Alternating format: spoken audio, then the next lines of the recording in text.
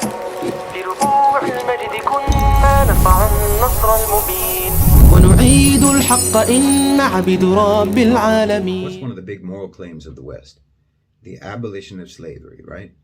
They say, we abolish slavery while you Muslims still have slavery in your laws until today. Okay, let's be honest. In reality, there are more slaves today than there ever have been. Why? Because power in the US and Europe and elsewhere in the West, throughout the West, power never makes a decision for moral reasons, but only for financial reasons.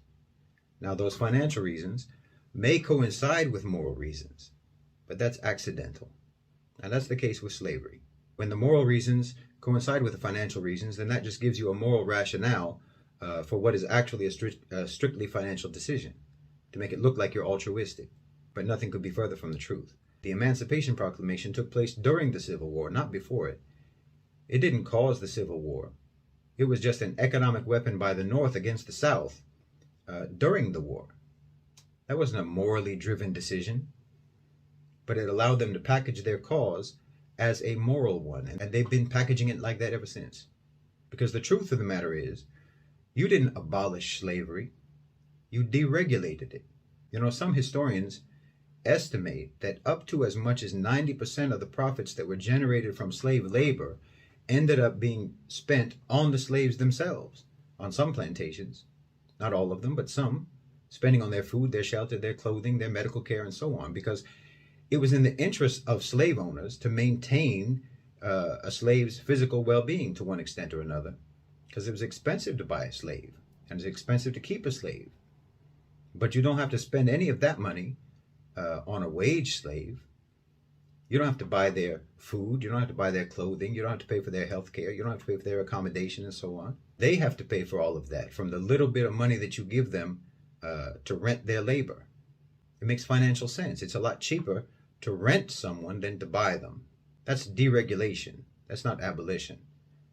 You know, a significant portion of former slaves continued to work on the same plantations that they had been working on before emancipation. But now they were responsible for all their own expenses. And many of them, as a result of that, paying for their own health care, their own housing, food, clothing, and so on, they became debt slaves. So they were debt slaves as well as wage slaves. And you all found that model so successful and so lucrative that you expanded it to other sectors, like to the coal miners. Well, that's nothing but deregulated slavery. And you had established such a standard of brutality and inhumanity towards slaves that it put workers' rights in such a hole to where they had to fight tooth and nail just for basic decency, because they were all nothing but deregulated slaves. Oh, it was a genius move. And then, of course, you went around the world on your so-called moral crusade to abolish or to deregulate slavery everywhere, as if anyone in the world had been as savage as you in the practice of slavery. In the Muslim world, slaves were more like protégés, more like wards. The Arabic word that was traditionally used for a slave owner linguistically had the connotation of custodian or caretaker, or someone who is responsible for someone else. Slaves had the right to purchase their way out of servitude, and they had the freedom to pursue earning independent income. Well, there were some slaves in the Muslim world who had more money than their masters. There were slaves in the Muslim world who held high positions in the government. They weren't treated as subhuman. Slavery in the Muslim world wasn't based on race or ethnicity. There wasn't some sick quasi-scientific rationale claiming that they were inferior human beings. That's unique to American slavery. In Islam, slaves could register cases against their master in court. Slaves in the Muslim world had more rights and more upward mobility than freed slaves in America. Why, they had more rights and more upward mobility than many African Americans have in the US right now. Because we never approached this institution the way you approach that institution. We didn't do it the way you did it. A slave in Islam has to have the same material lifestyle as his master. He can't be overworked and he can't be abused. And if he is, he has legal recourse. So when you went around the world telling everyone how evil slavery is, they didn't know what you were talking about. The slaves didn't know what you were talking about because they had not experienced your form of slavery. They had not experienced American slavery. Look, slavery is something that has always existed, and it still exists today.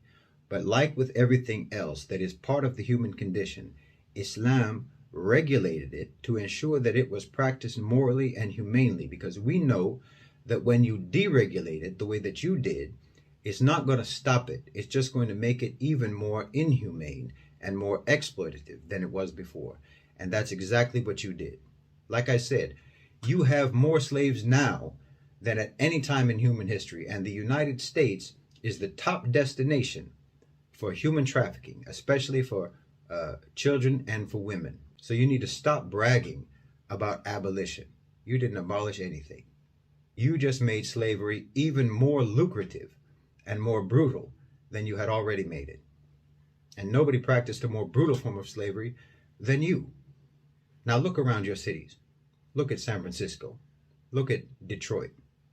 Look at the homelessness epidemic that you have. Imagine if those people had the option to be taken under the wing of more well-off people, people who would share their homes, share their clothes, share their food, pay all their expenses, take care of their health, look after them, teach them skills, give them training and education, give them a job that would have even less restrictions on their rights and their freedom than someone working today at Amazon or Walmart.